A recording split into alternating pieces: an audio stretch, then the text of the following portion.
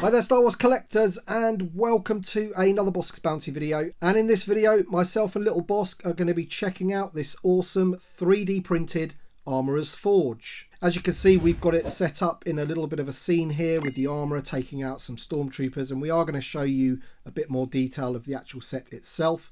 If you're interested in getting one of these sets or any other 3D printed sets, then there is a Facebook group run by a guy called Ian Butler, and it's called IB3D. I will leave a link in the description below to his Facebook page so you can check out all of his work. We are going to be turning the lights back on the desk so we can check out all of the details, but I just wanted to sort of set it up like this because it is a dark and dingy room under the streets, as it were, and yeah, it looks pretty cool. So let's turn back on the lights and we can check it out in full. Okay then, so you can probably see it a lot better now with the lights on. Now, over 6 months ago now, it must have been, I did one of my pickups video. It may have even been about a year ago, and I showed you these. Many of you might be able to remember. Now, Ian Butler printed these out as well from the Mandalorian, and I just thought they looked awesome. And if you've got a little sort of mini diorama for the Mandalorian, you know, you're going to want some of these. They're pretty cool. But since then, Ian has gone the full hog with the 3D printing, and he's managed to create some awesome 3D printing things. And when I saw this one pop up on Facebook, I just had to get it. You can buy them unpainted, which is a little bit cheaper, or you can ask him to paint them for you, and he does an awesome job, as you can see there. I'm rubbish at painting things, so I had to get him to paint mine. So what do you think, little Bossk?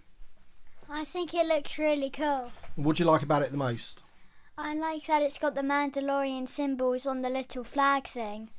Yep, so you can get that. I think that might be an optional extra. I don't know. You'll have to have a look. But you can see that it's got loads of detail going on with the furnace and everything. Now, I do have a mini light or LED just super glued up in the top of this. One of these basically, so that when you do have the lights off, it does shine down.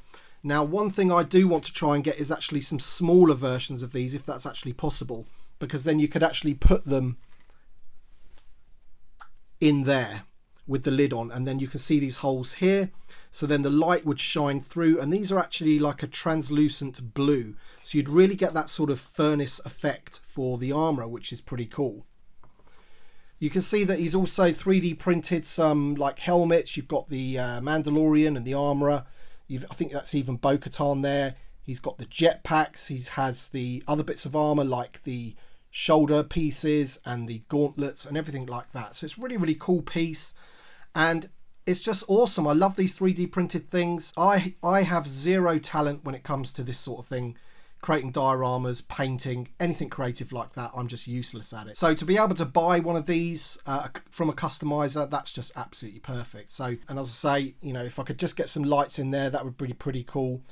So you've got the main furnace piece, you've got the anvil there on the desk, you've got this other piece around here.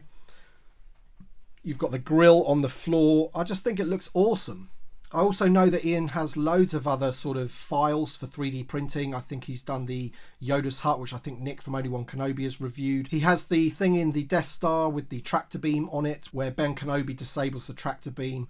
He's got loads of different stuff going on, and he's getting new files of 3D printed stuff all the time. So if you're into this sort of thing and you're not too creative like me and you want to be able to create these dioramas, then 3D printing, I guess, is the way forward. I know a lot of people want to create things themselves out of different pieces that they find around the house and using paper mache and all that kind of good stuff.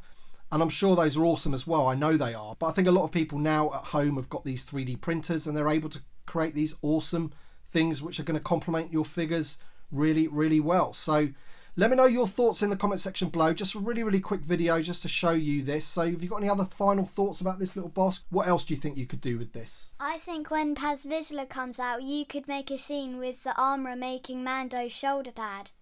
Yeah, that's I could really envisage like toy photographers and things like that. If you had like a row of Mandalorians looking that way on either side, and maybe have the Mando and the armourer standing here, and when we get Paz Vizsla in the vintage collection, you could have him standing there as well, and create a really, really good scene with this awesome Armourer's Forge, I guess that's what you call it. I'm really, really pleased with it. Let me know your thoughts in the comment section below, and don't forget to check out IB3D on Facebook. As I say, I will leave a link in the description below.